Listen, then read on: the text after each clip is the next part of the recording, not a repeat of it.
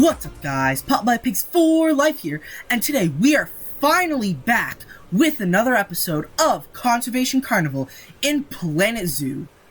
I don't even know how long it's been since we've been back here.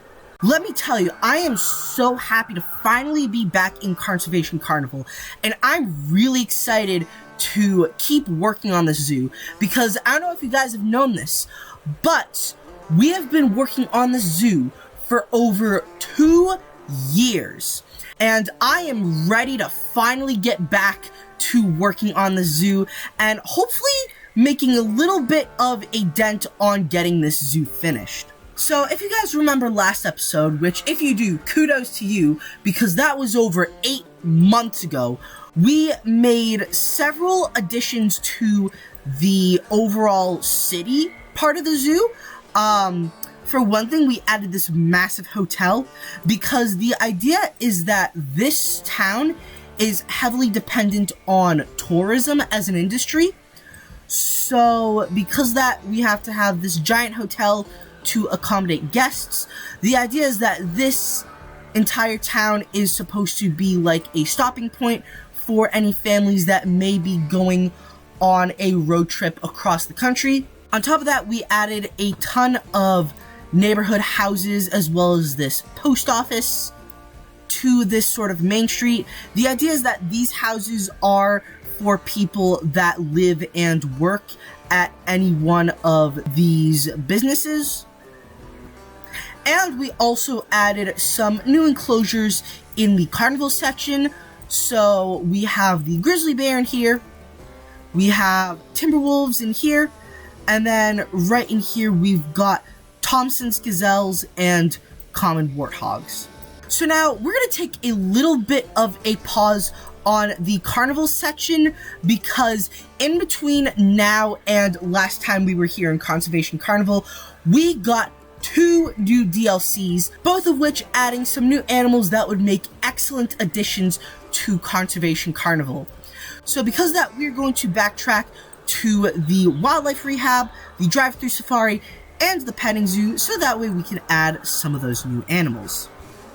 So, here's the plan. So, for the wildlife rehab, we're going to be adding the coyotes. I think what's going to happen is this enclosure is going to be for the coyotes, and then the black-tailed prairie dogs and striped skunks, which are currently inhabiting this enclosure, I think are going to go either here or here. What I'm going to do is I'm going to move these staff buildings over to this little area, and either I'm going to put the black-tailed prairie dogs and the striped skunks here, or I'm going to put the armadillos here, and I'm going to put the other 2 animals right here. For the drive-through safari, what's going to happen is right in this enclosure with the American bison, we're going to put the Bighorn Sheep. What's super duper nice is that they actually have interspecies bonus with the American bison. So because of that, they would be an absolutely perfect fit right in here. On top of that, we are going to add in 2 new enclosures. One enclosure is going to be for the Blackbuck and the Nilgai, and the other enclosure is going to be for the Greater Rheas and the llamas, which are currently being housed in the petting zoo. So, for the petting zoo, like I said, llamas are going to go with the Greater Rheas in the drive-through safari. What I think we're going to do is we're going to move all of the petting zoo animals into this enclosure, and then the new South American enclosure is going to be right over here. We're going to have capybaras, giant anteaters, Galapagos tortoises, Colombian white-faced capuchin monkeys, as well as the white-faced Sakis in this enclosure. And then over here is going to be alpacas, as well as all of the barnyard animals. So yeah, that's pretty much a rundown of all the new additions to Conservation Carnival. What I think is also going to happen is I think we might work a little bit more on some neighborhoods. So I was originally planning on having a couple of cul-de-sacs, one right over here, and then I think we're also going to put one right over here, because One thing that I also decided to do is I decided to download a blueprint from the Steam Workshop that is sort of a tunnel entrance. So this is supposed to be a tunnel, and that is going to go right here and also right over here, so that way it's the perfect height to fit the coach buses. And then one thing that I also did is I went into the campaign scenario map for the America's Animal Pack, and I grouped a bunch of the foliage and rocks, so that way we could have a little bit more scenery. What I think I might do is I might completely flatten out this whole area that we won't be using, and I'm just going to add a ton of the foliage. I might also go back and add some foliage here, maybe also for the collared peccaries, and maybe a little bit over here. I'm not entirely sure if I will, because I don't know if it's gonna fit, but we'll have to wait and see. But definitely for sure I'm going to flatten out these sort of mountainous areas and add a ton of these foliage groups. So yeah, we have definitely got our work cut out for us. So, without any further talking, let's jump right into today's time-lapse. Okay guys, so kicking off today's time-lapse, the first thing that we will be working on today will be the enclosure for the coyotes. I did also decide to add the Bighorn Sheep into the American Bison enclosure. However, we'll worry about adjusting that enclosure a little bit later. For now, we are working solely on the Coyote enclosure. So, rather than sharing some Coyote facts with you guys, I found this really cool video made by Minute Earth, and it goes into a lot of detail about how adaptable coyotes are and how they were able to expand all across North and Central America, as well as the main focus of the video, which is why controlling coyote populations via hunting is a very, very bad idea. So I definitely recommend going to check out that video. I'll make sure to put a link down in the description. So for the coyote habitat, basically what we're doing is I decided to get rid of all of the foliage that we had originally for the black-tailed prairie dogs and striped skunks, and I decided to replace all of it with the desert foliage that I was able to get from the scenario map that we got in the America's Animal Pack. And I also decided to add in some viewing domes since we already had a viewing dome entrance attached to the enclosure.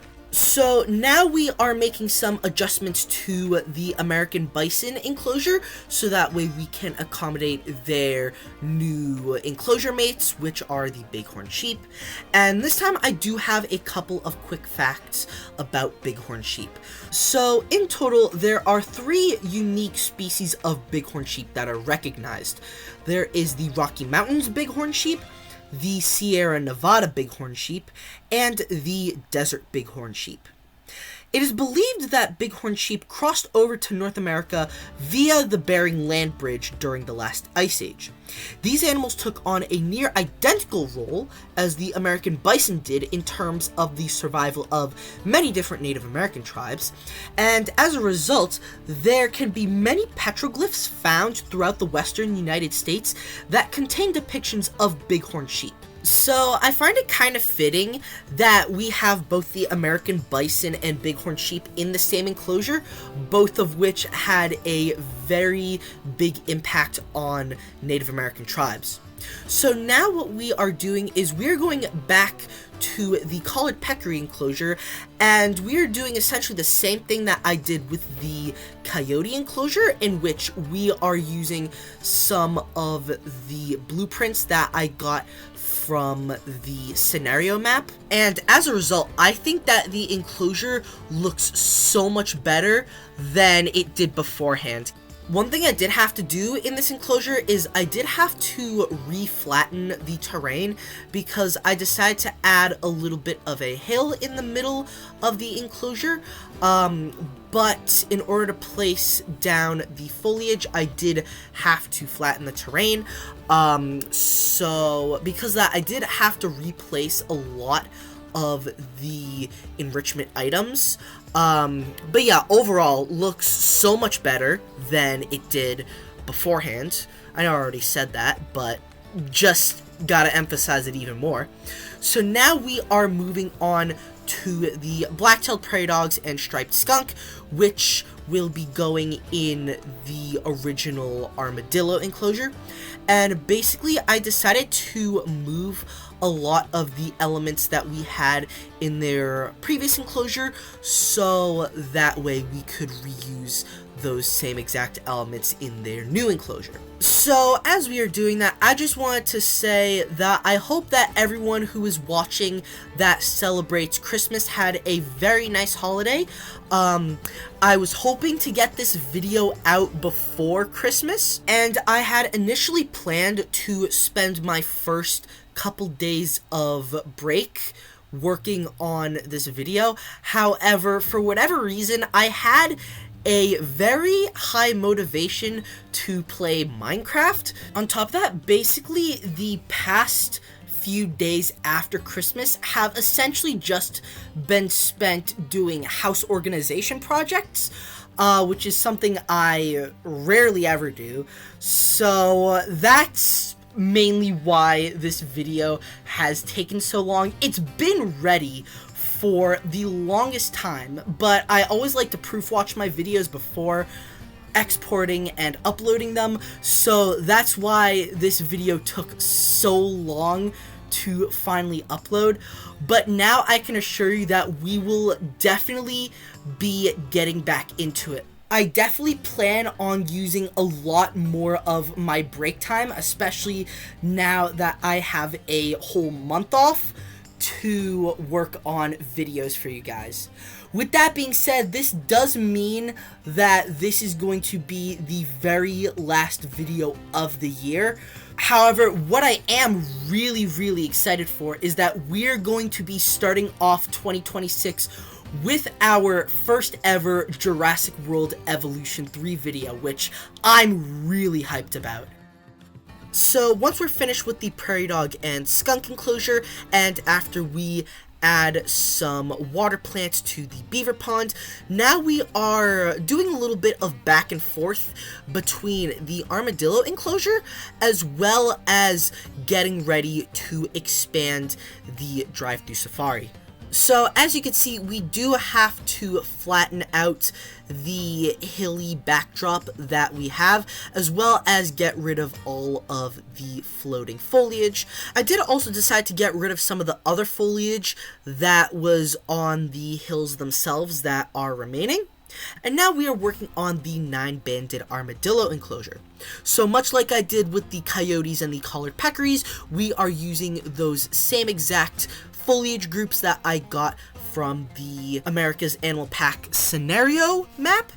And essentially what I had to do is, because all of the blueprints I got were way too big for the armadillo enclosure, I did have to take smaller chunks from those blueprints, and in the end it ended up working out totally fine. So once that's done, now we are heading back to working on the drive-through safari expansion. Specifically, we have the enclosures and the staff area all figured out, and we now have to work on adjusting the tour to go through those new enclosures. And as a result, we did have to make several more adjustments to the American bison and bighorn sheep enclosure, mostly by adjusting the terrain paint, but we also did have to move a lot of the enrichment and foliage groups that we have right in the middle of the enclosure.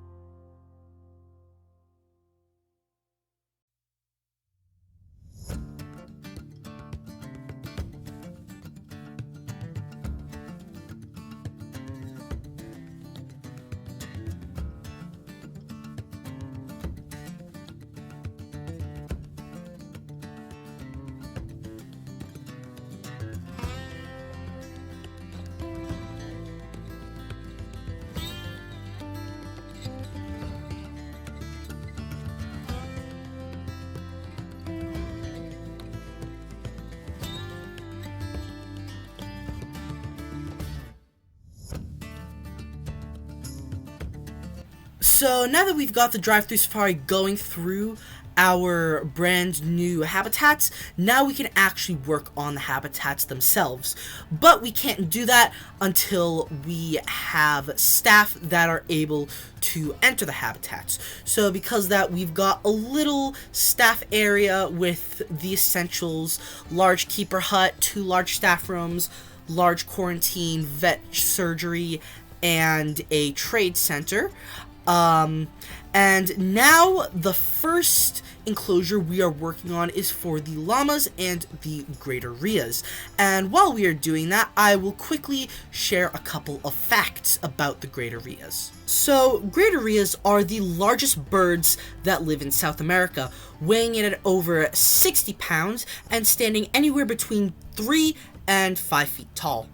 Rheas are probably best known for how they raise chicks, in which the work of incubating, raising, and protecting the chicks all rests on the shoulders of the males.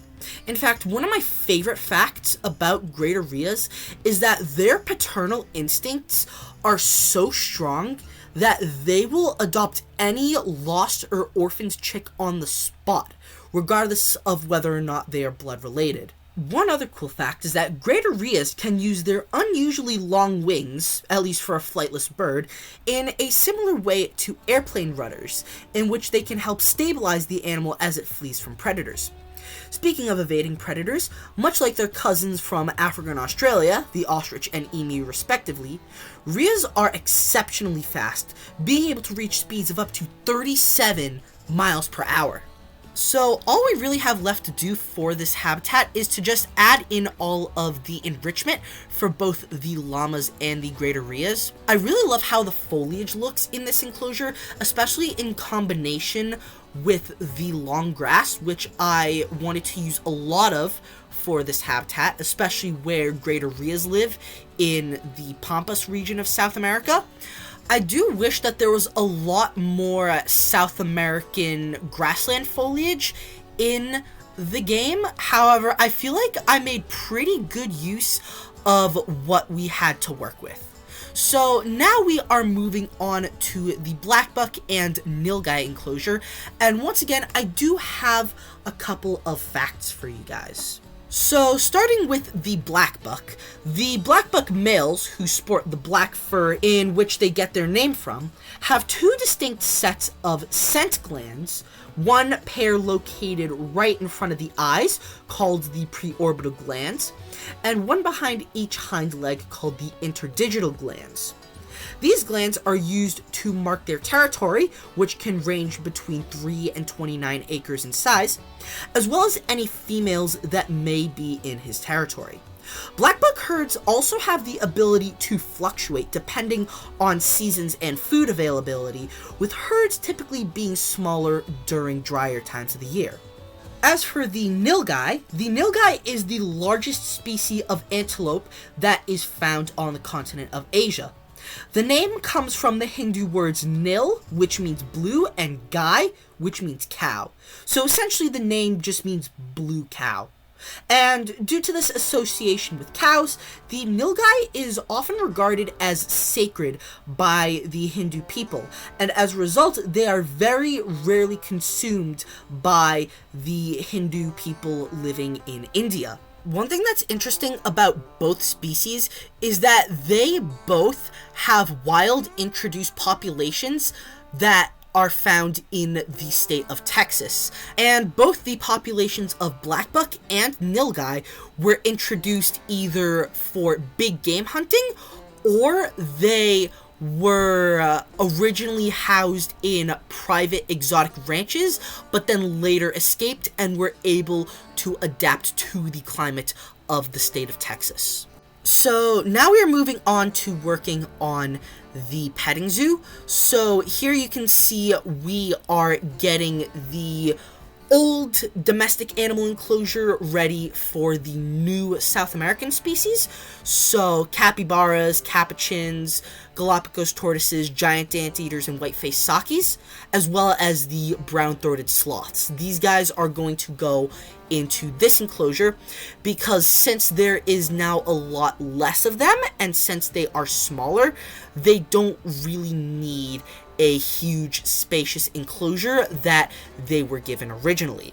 So because of that, their old enclosure will now go to the Highland cattles, Hill Radnor sheep, alpine goats, standard donkeys, and the alpacas. So once again, I decided to bounce around between the two enclosures. So you could see that I started by getting the rough shape and rough idea for the new South American enclosure, and now we are working on editing the terrain for the domestic animal enclosure. So this time I wanted to add an absolute ton of grass, much like their old enclosure, and I also decided to reuse all of the foliage elements as well as those rocky climbing frames for the alpine goats, and I guess the alpacas can use them too because they were also domesticated in a mountainous environment. So this time, since we have a lot more room to work with, this time around I decided to add a couple more patches of foliage. We've got a couple trees, we've got a couple wildflower patches, and then as we add in all of the animals, we just had to make slight adjustments to the terrain, as well as adding in all sorts of enrichment and other habitat items. I feel like it's a lot better keeping the alpacas with the other domestic animals because they prefer a much more temperate environment rather than the tropical environment from which we got the foliage in their previous enclosure from. And what's also great is that they can tolerate foliage from any of the continents, as can all of the other domestic animals, besides the llamas anyway. So because of that, they were much happier with all the foliage that they have in their new enclosure, and they were also able to get some of the interspecies enrichment that they had, this time with the Hill Radnor sheep. So now, before we move on to working on the new and improved South American enclosure, I just wanted to mention that if you're enjoying this video so far, then please consider leaving a like, commenting down below, and subscribing to the channel to see some more videos just like this one. Not only does it help support the channel, but it'll also help the YouTube algorithm when it comes to recommending more videos that you might like. And as always, by simply taking the time out of your day to sit down and watch this video is showing a tremendous amount of support. So because of that, thank you all so much for watching today's video. So one thing that I also decided to do before working on the new and improved South American enclosure is I decided to work a little bit more on the backdrop surrounding Conservation Carnival. So obviously we have all of these hills and cliffs surrounding the area, and what I decided to do is I decided to make the tops of the hills a lot flatter, so that way we can put some of the desert foliage that I got from the scenario map.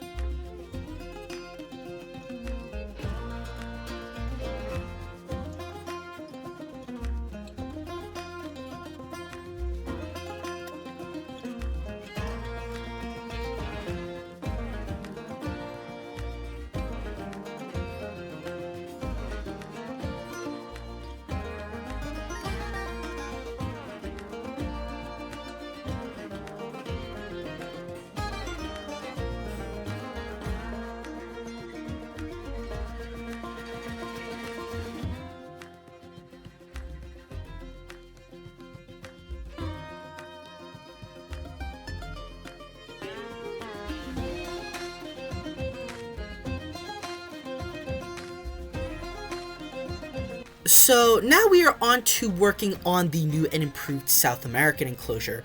So I will admit, the foliage in this enclosure was a little bit more all over the place than it was in the original enclosure, and I really think that that can be attributed to the fact that in the original South American enclosure we had a bunch of separate areas.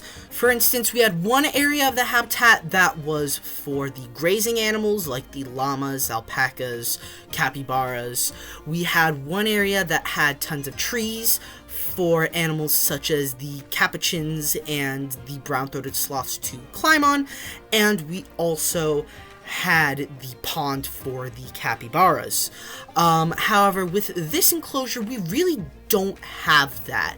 It's really just the pond and then just a bunch of foliage surrounding it. So because of that, it's a little bit more disorganized because there aren't really places we can organize things because we don't have the same structure that we had in the original South American enclosure. But overall, it's not terrible. Once again, I did decide to use a lot of the blueprints that I have in my arsenal. And as we are placing in all this foliage, I do have a couple of White-Faced Saki facts to share with you guys, since they will now be living in this enclosure. So, White-Faced Saki monkeys are sometimes referred to as the flying monkeys due to the fact that they can travel up to 10 meters in a single leap, and they are often able to do this in the treetops where they can evade predators. They also have powerful incisors and canines that are able to crack open tougher nuts and seeds, such as Brazil nuts. Speaking of their diets, White-Faced Sakis are crucial for seed dispersals throughout the forests of Brazil, Guyana, Suriname, French Guiana, and Venezuela, where they can be found. So now really all we have left to do with this habitat is just add in all the enrichment items, as well as a couple little more bits of foliage, and then we will be all set with this enclosure.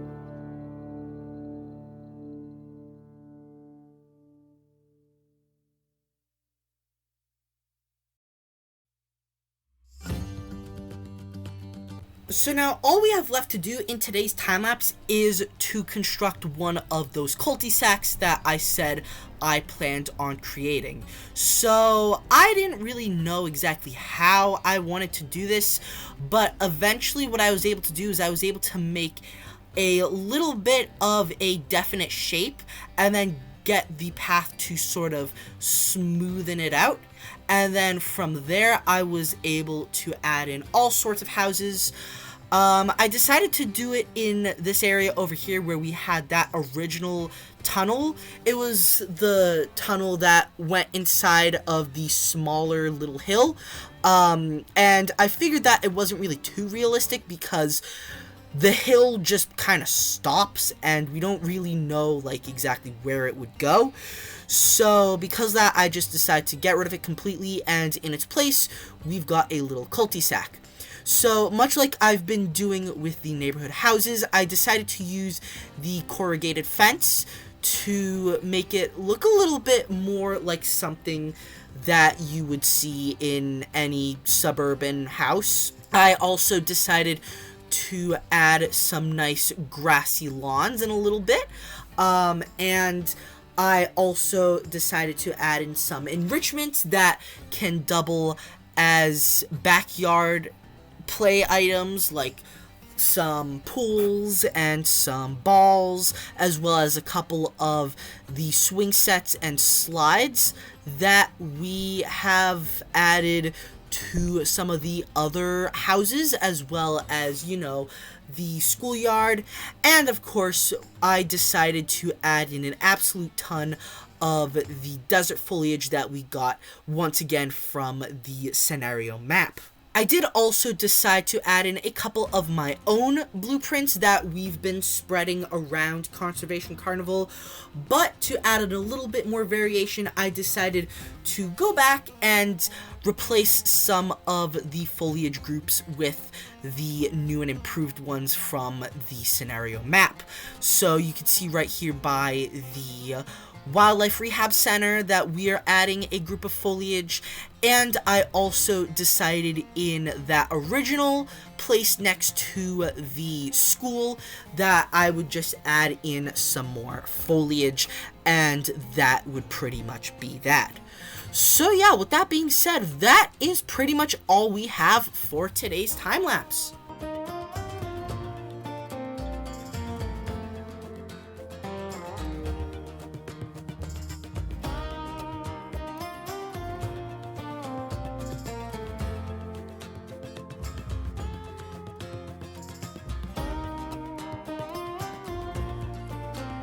Alrighty guys, so now that Conservation Carnival is completely up to speed with all of the new animals that were added from the past 2 DLCs, let's just take a look at all that we've got done in this episode.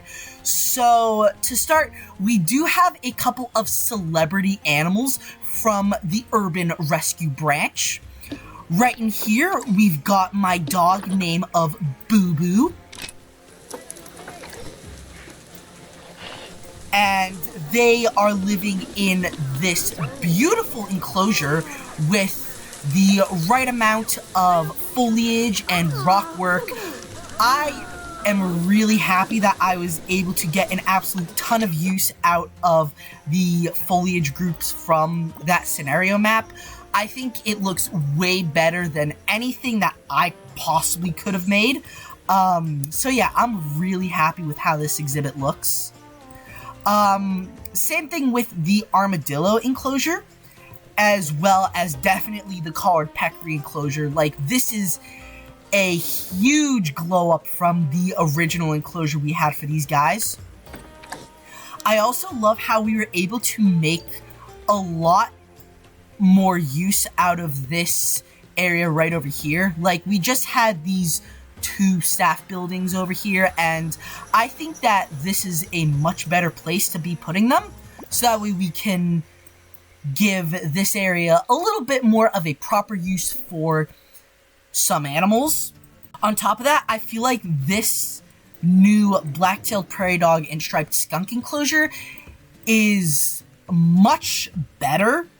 For one thing, it is a lot smaller. We did not need all of this space for the black-tailed prairie dogs and the striped skunk. So yeah, overall, much better use of the space that we have here in the wildlife rehab. On top of that, over here, we have got Kevin, the Greater Rhea. And we've got one of his many wives. We've got Karen right over here, taking a little wade in their little pool that they have. And yeah, again, this enclosure is looking excellent, especially with all of the plants. I really love the plant groups we have over here. Again, wish there was a little bit more foliage that the Greater Rheas could tolerate, but overall, for what we were given, I think that this enclosure looks very nice. It's very spacious with just a little bit of foliage here and there, but they've got plenty of space to run around and stuff. So yeah, let's get one more look at the Greater Rheas. Looks like we're already expecting some offspring from these guys. And one thing's for sure is I believe that the llamas love their enclosure a lot better than their previous enclosure, especially with the new plants that we have. And then right in the enclosure next door, we have got the Blackbuck and the Nilgai. We have got none other than Patrick Bateman right in here, along with his many wives.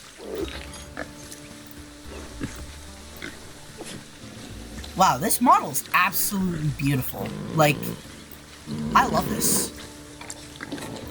And then we've got some Nilgai right here. Again, I love how this enclosure turned out. We've got some pockets of foliage where they can hide in, but we've also got plenty of open grassland, which is what they would prefer out in the wild. And we've got this nice little pond over here. And then right in here, we do also have some Bighorn Sheep right in here. And they seem to be enjoying their enclosure. One thing is for sure, the giant climbing mountains we have throughout the enclosure definitely give a lot more character to this enclosure. And it definitely adds a lot more to the American bison and Bighorn Sheep enclosure. Let's see if we can once again find the male. There you are, with those impressive curved horns. Ooh, and there's one on the rock. Look at her. So now over here for the petting zoo, we've got the new and improved domestic animal enclosure. We've got alpacas, which, again, I know I keep saying this, and I'm sorry I sound like a broken record, but they seem to really be enjoying this enclosure a lot more than they did in their original enclosure. We've also got all the other farm animals. We've got the sheep. We've got the Highlands cattle, we've got the standard donkeys, and we've got the alpine goats. So yeah, all in all, love how this enclosure looks. The new South American enclosure, I mean, it's honestly looked better, but overall, I mean, it's pretty good. I mean, there's plenty of forest for the animals. There's also some pockets where they can graze. We've got the capybaras right here. We've got the Galapagos tortoises. We've got a very nice looking pond for the animals to swim. And yeah, overall, this is looking pretty good. Let's see if we can find the White-Faced Sakis. Okay, here they are, right over here.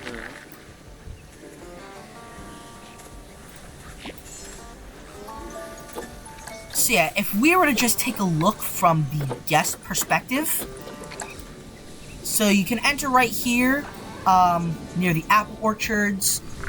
We've got some climbing frames for the monkeys, some forest that they can hide in. We've got the brown-throated sloth area. Well, I think that's one of the female white-faced Sakis. We've got the ponds that they can all swim. Some more climbing frames for the monkeys. And we've got a pathway of nice and dense forest. We've got a little grassy area, shelter for the capuchins and the Sakis. A little bit more dense foliage. And then right over here, we've got some more path with some grassy areas for the capybaras. We've got a nice little rock display over here. Some more climbing frames. And an absolute ton more foliage. Ooh, I think that's our albino capuchin. And then yeah, once again over here, more climbing frames. over by the brown-throated sloth enclosure. We've got the hot water taps for the capybaras. And right over here, we have got another little grass area along with some hard shelter. Ooh, here's one of the tortoises. And then pretty much the last thing we did in this episode is we added this very nice looking cul-de-sac.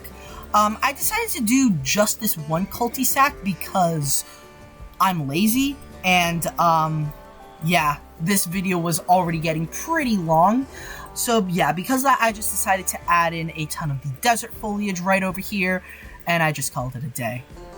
But yeah, no, this cul-de-sac looks very nice, and I'm really happy with how this turned out, especially with the backyards. Like, the backyards just look absolutely fantastic. So yeah, that is about all that we have for this video. I am really happy with all of the improvements that we made for Conservation Carnival, and I think that all of these animals make excellent additions to Conservation Carnival. So now, here's the plan for next episode. We are once again going to be heading back to the actual carnival section of Conservation Carnival because I have a plan.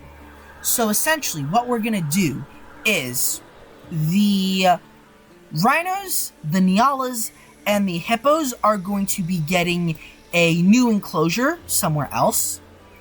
And right in this half of the stadium, we are going to be once again building enclosures for the grizzly bears and the timber wolves. I think that this is like the second enclosure we've done for the grizzly bears and like the fourth enclosure we've done for the timber wolves. So yeah, they're gonna go right here. And then in these two habitats over here, which are currently for the fusas and the Thompson's gazelle and common warthog, what we're gonna do is we are going to put ocelots and bush dogs. And basically the idea is that this entire stadium is going to be for American animals, animals that can be found on the American continent.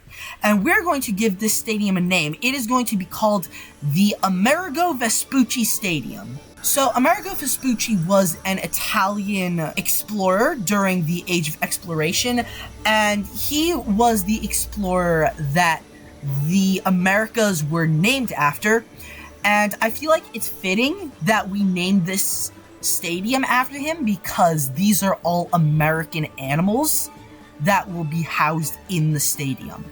So now, I don't know if we're going to do this in the next episode, but my plan is this circus tent over here is going to be an enclosure for the Bengal tigers. Since we've got a couple more Indian animals, I feel like it's fitting that we put the Bengal tigers in here. And then I think what we're gonna do is we're gonna put the Thompson's gazelles, the common warthogs, and the springbok in the same enclosure as the southern white rhinos and the nyalas, which, again, I don't know if we're gonna do it next episode, but we will eventually do it. And same thing for the hippos, is that they're going to get a much larger enclosure. So now, before we officially wrap up today's video, I just want to take a quick moment now to reflect on the past year, since this is our last video of 2025. This past year has been full of both changes and opportunities for the channel, and there have definitely been moments where my time and motivation has ebbed and flowed. But overall, I am really happy with where the channel is at the end of 2025. And I am also just so excited for all of the goals and all the things that I want to do in the new year. So with that being said, I really hope that all of you watching have a fantastic new year, and I cannot wait to give you guys even more amazing content in 2026. So yeah, with that being said, that is going to wrap up today's video. Really hope you guys enjoyed today's video. If so, please make sure to leave a like and subscribe to see some more Planet Zoo and Jurassic World Evolution 3 content. And I'll see you guys next time. Peace out.